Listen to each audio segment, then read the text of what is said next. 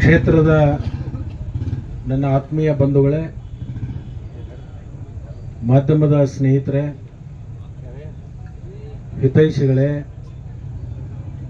ಮತ್ತು ನನ್ನ ಪೂಜ್ಯ ರೈತ ಬಂಧುಗಳೇ, ಬಹುಶಃ ಒಂದು ತಿಂಗಳಿಂದ ಅನೇಕ ಸಂಚುಗಳು ಪ್ರಾರಂಭ ಆಗಿದ್ದಾವೆ. ಡಿಸಿಸಿ ಬ್ಯಾಂಕಿನ ಚುನಾವಣೆ ಆದ್ಮೇಲೆ ಯಾವ ಮಟ್ಟಕ್ಕೆ ಕ್ಷೇತ್ರದಲ್ಲಿ ಲಕ್ಷ್ಮಣ ಸವದಿ ಅವರ ಮತ್ತು ರೈತರ ಮಧ್ಯದಲ್ಲಿ ಇರ್ತಕ್ಕಂಥ ಪ್ರೀತಿಗೆ ಧಕ್ಕೆ ತರಬೇಕು ಅಂತಕ್ಕಂಥ ಒಂದು ವ್ಯವಸ್ಥಿತವಾಗಿರ್ತಕ್ಕಂಥ ಚಲನವಲನ ಪ್ರಾರಂಭ ಆಗಿದೆ. ಅದನ್ನು ನಾನು ಯಾರ ಮುಂದೂ ಹೇಳ್ಕೊಳಕ್ ಹೋಗಿಲ್ಲ. ಸುಮಾರು 2 ತಿಂಗಳಿಂದ ಇದು ನಡೆದಿದೆ. ಇಲ್ಲಿ ನಮ್ಮ ಸಂಬಂಧಿಕರೊಬ್ಬರು ತಾಲೂಕಾ ನಿಯಂತ್ರಣ ಅಧಿಕಾರಿ ಇದ್ದರು. ಇಡೀ ತಾಲೂಕದಲ್ಲಿರ್ತಕ್ಕಂಥ ಅನೇಕ ಸೊಸೈಟಿಯ ಸದಸ್ಯರಿಗೆ ಯಾರ ಹತ್ರ ದುಡ್ಡಿನ ಸಮಸ್ಯೆ ಆಗ್ತಿತ್ತು ಅಂಥವ್ರ ಸಾಲ ಮರುಪಾವತಿ ಮಾಡುವಂಥ ನಾವೆಲ್ಲ ಕೆಲಸಗಳನ್ನು ಇಲ್ಲಿವರೆಗೆ ಸುಮಾರು 20 ವರ್ಷದಿಂದ ಮಾಡ್ಕೊತ ಬಂದಿದ್ದೀವಿ. ಅವರನ್ನ ಕೆಲವೊಂದು ಜನ ಅಲ್ಲಿ ಹೋಗಿ ಒಂದು ವಿಚಾರಗಳನ್ನು ಹೇಳಿದರು. ಇಡೀ ತಾಲೂಕದ ರೈತರ ಸಾಲ ಮರುಪಾವತಿ ಮಾಡೋದು, ತುಂಬಿ ತೆಗೆದು ಎಲ್ಲ ಅವನ ಮುಖಾಂತರ ಆಗ್ತದೆ, ಅವನ ಬದಲಿ ಮಾಡ್ರಿ ಅಂತ ಹೇಳಿ, ಅವನ ಬದಲಿ ಆದ್ರೆ ಲಕ್ಷ್ಮಣ ಸವದಿ ಸಾಲ ತುಂಬುವುದು ನಿಂದಿರ್ತದ. ಅವಾಗ ರೈತರು ಸಿಟ್ಟಾಗಿ ಲಕ್ಷ್ಮಣ ಸವದಿಗೆ ವಿರುದ್ಧ ಆಗ್ತಾರು. ಇದನ್ನೊಂದು ವ್ಯವಸ್ಥಿತವಾಗಿರ್ತಕ್ಕಂಥ ಒಂದು ಪ್ಲ್ಯಾನ್ ಮಾಡಬೇಕು ಅಂತ ಹೇಳಿ ಪ್ಲ್ಯಾನ್ ಮಾಡಿದ್ರು. ಅವಾಗ ಅವ್ರನ್ನ ವರ್ಗಾವಣೆ ಮಾಡಿದ್ರು. ವರ್ಗಾವಣೆ ಮಾಡಿದ ಮೇಲೆ ನಾನೇನು ತಲೆ ಕೆಡಿಸ್ಕೊಳಕ್ಕೆ ಹೋಗ್ತಿಲ್ಲ. ಯಾಕಂದ್ರೆ ನೌಕರಿ ಮಾಡೋರು ಎಲ್ಲಾದರೂ ಮಾಡಬೇಕಾಗ್ತದೆ. ಇದ್ದೂರಾಗಾದ್ರೂ ಮಾಡಬೇಕು, ಹೊರಗಾದ್ರೂ ಮಾಡಬೇಕು. ಮತ್ತು ಅವ್ರ ಭ್ರಮೆ, ಅವನು ತೆಗೆದ್ರೆ ಈ ಸಾಲ ತುಂಬೋದು ತೆಗೆದು ನಿಲ್ತದ ಅಂತ ಹೇಳಿ ತಲೆ ಒಳಗೆ ಏನಾರ ಭ್ರಮೆ ಇದ್ರೆ ಅದನ್ನು ತೆಗೆದು ಹಾಕಬೇಕು.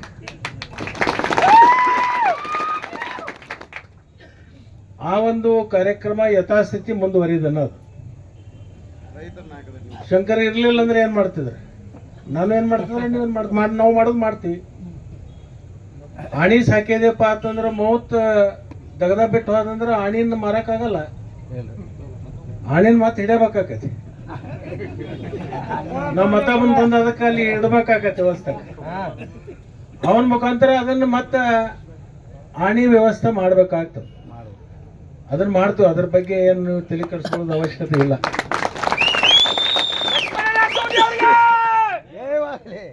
ಅವ್ರ 2ನೇ ಸ್ಟೆಪ್, ನಾ ಸಾಲ ತುಂಬಿದ ಮೇಲೆ ತಿರುಗಿ ಕುಡುದು ಬೇಡ, ಅವೇಟು ತುಂಬ್ತಾ ನೋಡೋಣ ಅನ್ನುವಂಥದ್ದು ಒಂದು ಚರ್ಚೆ ನಡೆದದ. ಅದು ಕಾರ್ಯರೂಪಕ್ಕೆ ಬಂದಿಲ್ಲ, ಚರ್ಚೆ ನಡೆದ. ನೀವು ಸಾಲ ತುಂಬಿದ್ದು ಕೊಡ್ಲಿಲ್ಲ ಅಂತಂದ್ರೆ ಅದಕ್ಕೆ ಏನ್ ಮಾಡ್ಬೇಕು ಅನ್ನೋದು ದೇವ್ರು ಸ್ವಲ್ಪ ನನಗೂ ಸಣ್ಣ ಬುದ್ಧಿ ಕೊಟ್ಟಿದೆ. ಆ ಕಾಲ ಬರಲಿ, ಆ ಕಾಲ ಬಂದಾಗ ಅದನ್ನು ನೋಡೋಣ. ಅದು ಒಂದು ಭಾಗ. ಅದು ಏನಾಯ್ತು ಏನಿಲ್ಲ ಅನ್ನೋದು ನಿಮಗೂ ಎಲ್ಲರಿಗೂ ಗೊತ್ತಿದೆ. ಅದ್ರ ಬಗ್ಗೆ ನಾ ಇವತ್ತೇನು ಚರ್ಚೆ ಮಾಡ್ಲಿಕ್ಕೆ ಹೋಗಲ್ಲ. ಅಥಣಿ ತಾಲೂಕದಾಗ ಸುಮಾರು 45ರಿಂದ 50 ಜನರಿಗೆ ಜಿಲ್ಲಾ ಮಧ್ಯವರ್ತಿ ಬ್ಯಾಂಕಿನೊಳಗೆ ಅವ್ರ ಕಡೆಯಿಂದ ಒಂದು ಕಪ್ ಚಹಾ ಕುಡಿಲಾರ್ದನ ಅವರಿಗೆ ನೌಕರಿ ಕೊಡಿಸಿರ್ತಕ್ಕಂಥದ್ದು ಇಡೀ ಜಿಲ್ಲಾದಾಗ ಒಬ್ಬ ಯಾವ ಇದ್ರೆ ಅದು ಲಕ್ಷ್ಮಣ ಸವದಿ.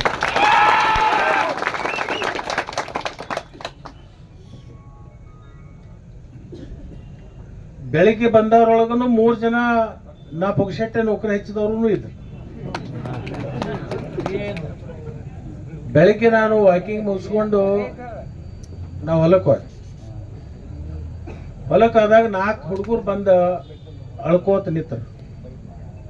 ಯಾಕೆ ಏನಾಯ್ತು ಇಲ್ರಿ, ರಾತ್ರಿ ಒಂದು 3-4 ಜನ ಬಂದು ಕುಡಿದು ನಿಷೇಧಾಗ ಬಂದ ನಮ್ಮನ್ನು ಅವಾಚ್ಯ ಶಬ್ದದಿಂದ ಬೈದರು.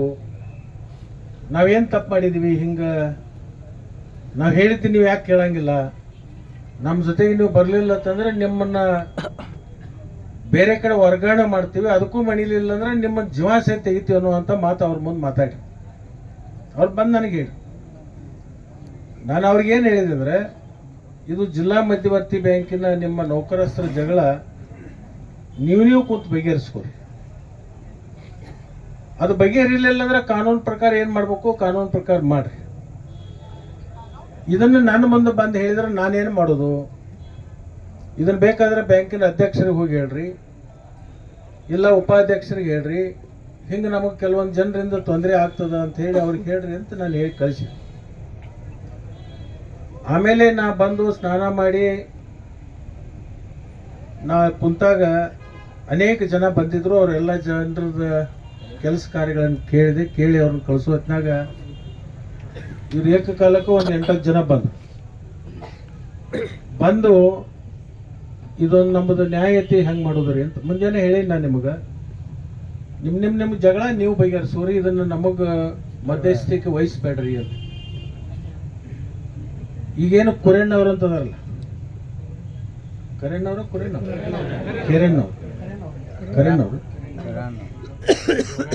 ಲಿಂಗಪ್ಪ ಕರೇಣ್ಣ ಶಿರಟ್ಟ,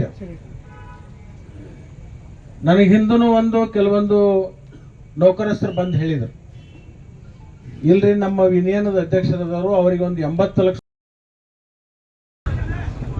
ಕ್ಷೇತ್ರದ ನನ್ನ ಆತ್ಮೀಯ ಬಂಧುಗಳೇ, ಮಾಧ್ಯಮದ ಸ್ನೇಹಿತರೆ, ಹಿತೈಷಿಗಳೇ ಮತ್ತು ನನ್ನ ಪೂಜ್ಯ ರೈತ ಬಂಧುಗಳೇ, ಬಹುಶಃ ಒಂದು ತಿಂಗಳದಿಂದ ಅನೇಕ ಸಂಚಗಳು ಪ್ರಾರಂಭ ಆಗಿದ್ದಾವೆ. DCC ಬ್ಯಾಂಕಿನ ಚುನಾವಣೆ ಆದ್ಮೇಲೆ ಯಾವ ಮಟ್ಟಕ್ಕೆ ಕ್ಷೇತ್ರದಲ್ಲಿ ಲಕ್ಷ್ಮಣ ಸವದಿ ಅವರ ಮತ್ತು ರೈತರ ಮಧ್ಯದಲ್ಲಿ ಇರ್ತಕ್ಕಂಥ ಪ್ರೀತಿಗೆ ಧಕ್ಕೆ ತರಬೇಕು ಅಂತಕ್ಕಂಥ ಒಂದು ವ್ಯವಸ್ಥಿತವಾಗಿರ್ತಕ್ಕಂಥ ಚಲನವಲನ ಪ್ರಾರಂಭ ಆಗಿದೆ. ಅದನ್ನು ನಾನು ಯಾರ ಮುಂದೂ ಹೇಳ್ಕೊಳಕ್ ಹೋಗಿಲ್ಲ. ಸುಮಾರು 2 ತಿಂಗಳಿಂದ ಇದು ನಡೆದಿದೆ. ಇಲ್ಲಿ ನಮ್ಮ ಸಂಬಂಧಿಕರೊಬ್ಬರು ತಾಲೂಕಾ ನಿಯಂತ್ರಣ ಅಧಿಕಾರಿ ಇದ್ರು. ಇಡೀ ತಾಲೂಕದಲ್ಲಿ ಇರ್ತಕ್ಕಂಥ ಅನೇಕ ಸೊಸೈಟಿಯ ಸದಸ್ಯರಿಗೆ ಯಾರ ಹತ್ರ ದುಡ್ಡಿನ ಸಮಸ್ಯೆ ಆಗ್ತಿತ್ತು ಅಂಥವ್ರ ಸಾಲ ಮರುಪಾವತಿ ಮಾಡುವಂತ ನಾವೆಲ್ಲ ಕೆಲಸಗಳನ್ನ ಇಲ್ಲಿವರೆಗೆ ಸುಮಾರು 20 ವರ್ಷದಿಂದ ಮಾಡ್ಕೊತ ಬಂದಿದ್ದೀವಿ. ಅವರನ್ನ ಕೆಲವೊಂದು ಜನ ಅಲ್ಲಿ ಹೋಗಿ ಒಂದು ವಿಚಾರಗಳನ್ನ ಹೇಳಿದರು. ಇಡೀ ತಾಲೂಕದ ರೈತರ ಸಾಲ ಮರುಪಾವತಿ ಮಾಡೋದು, ತುಂಬಿ ತೆಗೆದು ಎಲ್ಲ ಅವನ ಮುಖಾಂತರ ಆಗ್ತದ, ಅವನ ಬದಲಿ ಮಾಡ್ರಿ ಅಂತ ಹೇಳಿ. ಅವನ ಬದಲಿ ಆದ್ರೆ ಲಕ್ಷ್ಮಣ ಸವದಿ ಸಾಲ ತುಂಬುವುದು ನಿಂದಿರ್ತದ. ಅವಾಗ ರೈತರು ಸಿಟ್ಟಾಗಿ ಲಕ್ಷ್ಮಣ ಸವದಿಗೆ ವಿರುದ್ಧ ಆಗ್ತಾರು. ಇದನ್ನೊಂದು ವ್ಯವಸ್ಥಿತವಾಗಿರ್ತಕ್ಕಂಥ ಒಂದು ಪ್ಲಾನ್ ಮಾಡಬೇಕು ಅಂತ ಹೇಳಿ ಪ್ಲಾನ್ ಮಾಡಿದ್ರು. ಅವಾಗ ಅವ್ರನ್ನ ವರ್ಗಾವಣೆ ಮಾಡಿದ್ರು. ವರ್ಗಾವಣೆ ಮಾಡಿದ ಮೇಲೆ ನಾನೇನು ತಲೆ ಕೆಡಿಸ್ಕೊಳಕ್ ಹೋಗ್ತಿಲ್ಲ. ಯಾಕಂದ್ರೆ ನೌಕರಿ ಮಾಡೋರು ಎಲ್ಲಾದ್ರೂ ಮಾಡ್ಬೇಕಾಗ್ತದೆ. ಇದ್ದೂರಾಗಾದ್ರೂ ಮಾಡಬೇಕು, ಹೊರಗಾದ್ರೂ ಮಾಡಬೇಕು. ಮತ್ತು ಅವ್ರ ಭ್ರಮೆ,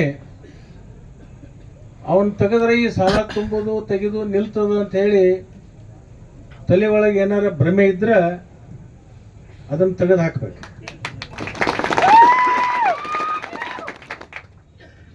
ಆ ಒಂದು ಕಾರ್ಯಕ್ರಮ ಯಥಾಸ್ಥಿತಿ ಮುಂದುವರಿದನ್ನೋದು. ಶಂಕರ ಇರ್ಲಿಲ್ಲ ಅಂದ್ರೆ ಏನ್ ಮಾಡ್ತಿದ್ರೆ, ನಾವೇನ್ ಮಾಡ್ತಿದ್ರೆ ನೀವೇನ್ ನಾವು ಮಾಡೋದು ಮಾಡ್ತೀವಿ. ಆಣಿ ಸಾಕಿದೆಪ್ಪ ಅಂತಂದ್ರೆ ಮೂವತ್ ದಗದ ಬಿಟ್ಟು ಹೋದಂದ್ರೆ ಆಣಿನ ಮಾರಕ್ಕಾಗಲ್ಲ. ಆಣಿನ ಮಾತು ಹಿಡಬೇಕಾಕತಿ. ನಾವು ಮತ ಬಂದು ಅದಕ್ಕೆ ಅಲ್ಲಿ ಇಡಬೇಕಾಕತಿ ವ್ಯವಸ್ಥೆ. ಅವನ ಮುಖಾಂತರ ಅದನ್ನ ಮತ್ತ ಆಣಿ ವ್ಯವಸ್ಥೆ ಮಾಡ್ಬೇಕಾಗ್ತದೆ. ಅದನ್ನ ಮಾಡ್ತೀವಿ. ಅದ್ರ ಬಗ್ಗೆ ಏನು ತಲೆ ಕೆಡಿಸ್ಕೊಳ್ಳೋದು ಅವಶ್ಯಕತೆ ಇಲ್ಲ.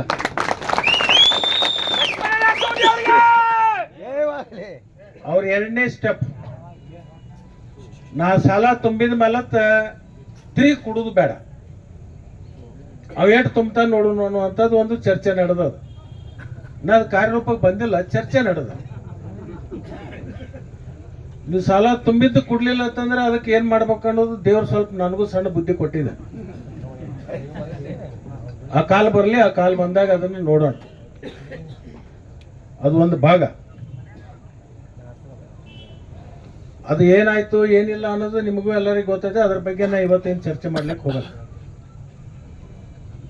ಅಥಣಿ ತಾಲೂಕದಾಗ ಸುಮಾರು 45ರಿಂದ 50 ಜನರಿಗೆ ಜಿಲ್ಲಾ ಮಧ್ಯವರ್ತಿ ಬ್ಯಾಂಕಿನೊಳಗೆ ಅವ್ರ ಕಡೆಯಿಂದ ಒಂದು ಕಪ್ ಚಹಾ ಕುಡಿಲಾರ್ದನ ಅವರಿಗೆ ನೌಕರಿ ಕೊಡಿಸಿರ್ತಕ್ಕಂಥದ್ದು ಇಡೀ ಜಿಲ್ಲಾದಾಗ ಒಬ್ಬ ಯಾವ ಇದ್ರೆ ಅದು ಲಕ್ಷ್ಮಣ ಸವದಿ.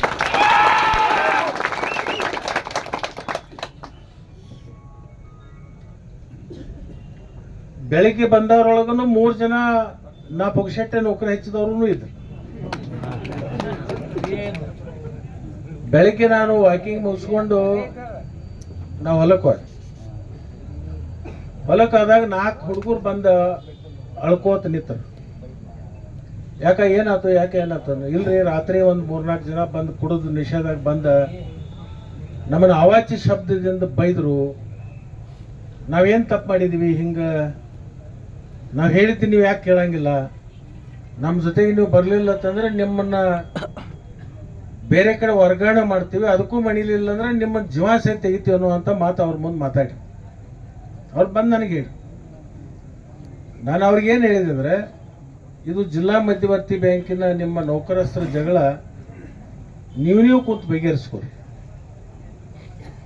ಅದು ಬಗೆಹರಿಲಿಲ್ಲ ಅಂದ್ರೆ ಕಾನೂನು ಪ್ರಕಾರ ಏನು ಮಾಡಬೇಕು ಕಾನೂನು ಪ್ರಕಾರ ಮಾಡ್ರಿ. ಇದನ್ನು ನನ್ನ ಮುಂದೆ ಬಂದು ಹೇಳಿದ್ರೆ ನಾನೇನು ಮಾಡೋದು? ಇದನ್ನು ಬೇಕಾದ್ರೆ ಬ್ಯಾಂಕಿನ ಅಧ್ಯಕ್ಷರಿಗೆ ಹೋಗಿ ಹೇಳ್ರಿ, ಇಲ್ಲ ಉಪಾಧ್ಯಕ್ಷರಿಗೆ ಹೇಳ್ರಿ, ಹಿಂಗೆ ನಮಗೆ ಕೆಲವೊಂದು ಜನರಿಂದ ತೊಂದರೆ ಆಗ್ತದ ಅಂತ ಹೇಳಿ ಅವ್ರಿಗೆ ಹೇಳ್ರಿ ಅಂತ ನಾನು ಹೇಳಿ ಕಳಿಸಿ. ಆಮೇಲೆ ನಾ ಬಂದು ಸ್ನಾನ ಮಾಡಿ ನಾ ಕುಂತಾಗ ಅನೇಕ ಜನ ಬಂದಿದ್ರು. ಅವರೆಲ್ಲ ಜನರದ ಕೆಲಸ ಕಾರ್ಯಗಳನ್ನು ಕೇಳಿ ಅವ್ರನ್ನ ಕಳಿಸೋ ಹೊತ್ನಾಗ ಇವ್ರು ಏಕಕಾಲಕ್ಕೂ ಒಂದು 8-10 ಜನ ಬಂದು ಇದೊಂದು ನಮ್ಮದು ನ್ಯಾಯತೆ ಹೆಂಗೆ ಮಾಡೋದ್ರಿ ಅಂತ ಮುಂಜಾನೆ ಹೇಳಿ ನಾನು ನಿಮಗೆ. ನಿಮ್ಮ ಜಗಳ ನೀವು ಬಗೆಹರಿಸೋರಿ, ಇದನ್ನು ನಮಗೆ ಮಧ್ಯಸ್ಥಿಕೆ ವಹಿಸ್ಬೇಡ್ರಿ ಅಂತ. ಈಗೇನು ಕುರೇಣ್ಣವ್ರು ಅಂತದಾರಲ್ಲ, ಕರೇಣ್ಣವ್ರು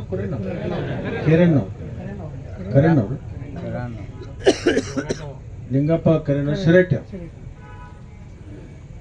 ನನಗೆ ಹಿಂದೂ ಕೆಲವೊಂದು ನೌಕರಸ್ಥರು ಬಂದು ಹೇಳಿದರು, ಇಲ್ರಿ ನಮ್ಮ ಯೂನಿಯನ್ದ ಅಧ್ಯಕ್ಷರಾದವರು, ಅವರಿಗೆ ಒಂದು 80 ಲಕ್ಷ. ಹೆಚ್ಚಿನ ವಿಡಿಯೋಗಳಿಗೆ ಪ್ರತಿಧ್ವನಿ ಯೂಟ್ಯೂಬ್ ಚಾನೆಲ್ ಸಬ್ಸ್ಕ್ರೈಬ್ ಮಾಡಿ, ಬೆಲ್ ಐಕಾನ್ ಕ್ಲಿಕ್ ಮಾಡಿ.